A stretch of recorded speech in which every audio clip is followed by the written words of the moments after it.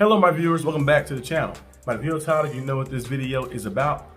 I'm going over basically review of the draft, 2025 Steelers draft class. By the time you see this video, it'll probably be a little later in the day because I'm doing one on my channel first. Got to upload on this channel like I think almost every pick except the seven round picks.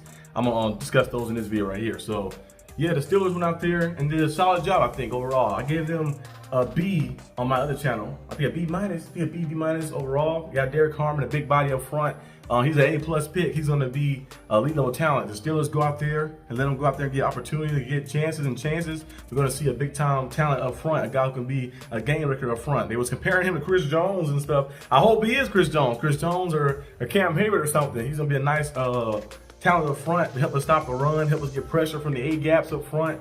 He had 5 sacks last year. He plays phenomenal, so he's a big time pick. I liked him a lot. I like the other pick, of course, as well. I love the Yaha Black, keeps messing his name up. Yaha Black pick as well. A guy who can come in. The Steelers got him in the 5th round. Could come in there. He can be a defensive piece up front for run support. They would stop the run. That's one thing the Steelers was advocating a lot. Bringing physicality back to the Pittsburgh Steelers locker room, bringing physicality back up front. You see how the Eagles won their Super Bowl? The front seven was able to get to them. But they also won the Super Bowl because they had offensive players. The Steelers went out there and got a running back, Kell Johnson, who I gave a B- to. I think is a solid pickup. He's got the power running like that. He's 1,500 rushing yards last year. Power scheme and stuff. It's kind of like Najee Harris, but less athletic. And also he cannot catch as well. He's not really a pass catcher at the backfield. He only had 29 catches in 3 years at college, so we'll see how that works out. But luckily we do have Jalen Warren, of course, and other guy, Kenneth Gainwell, who can catch at the backfield, so can mix it up. But he's a power back like that, so the Steelers got to make sure they have the O-line doing their thing and the schemes and everything to give him opportunity to go, so he can go out there and excel and go out there and shine too as well. So that was a nice pickup too. Also, of course, Jack Sawyer. Jack Sawyer was cool too as well, bringing an edge rusher in. I was so surprised they brought an edge rusher in instead of going maybe quarterback or something like that, in that position right there. But it went up there and still able to get one of the quarterbacks they like.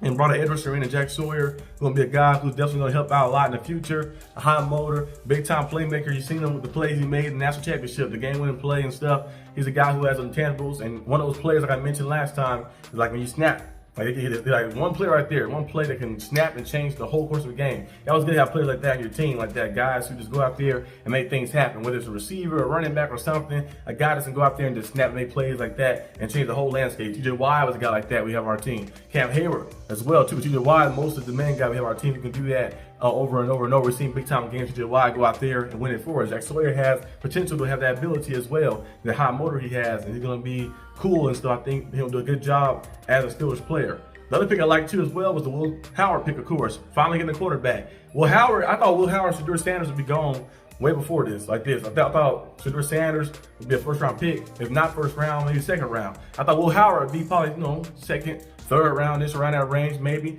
Maybe later, maybe 4th round, maybe, but I thought he'd kind of be a little higher, of course.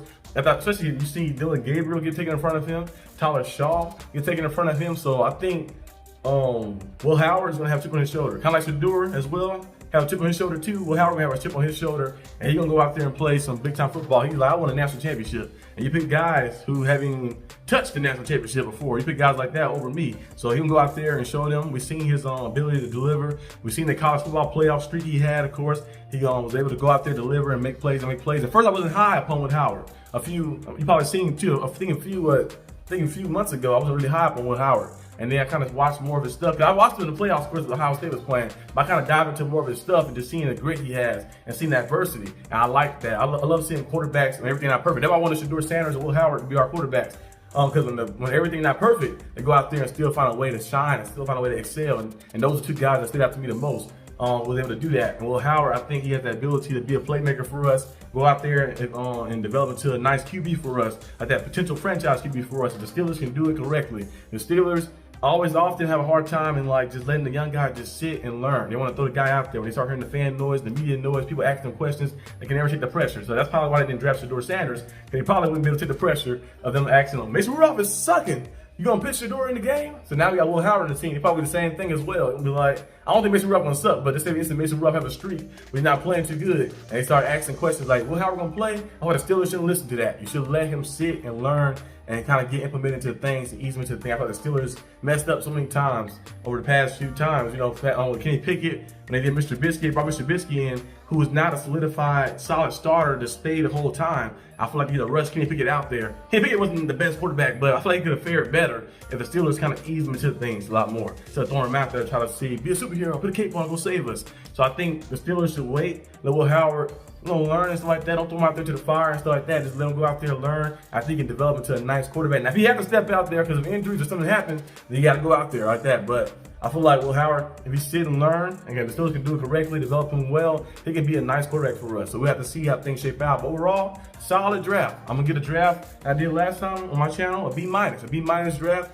Or last time I would say a B overall draft. Pretty good draft like that. You got pieces, you address the needs, team needs. You still didn't get a top level cornerback for the slot because Kobe Bryant was there in Kansas. I'm surprised the Steelers didn't take him. They took how was his name? What is his name? It was Kent. It was Dante Kent. It was Dante Kent or something like that. One from Central Michigan, the last pick of the draft we took. They took him.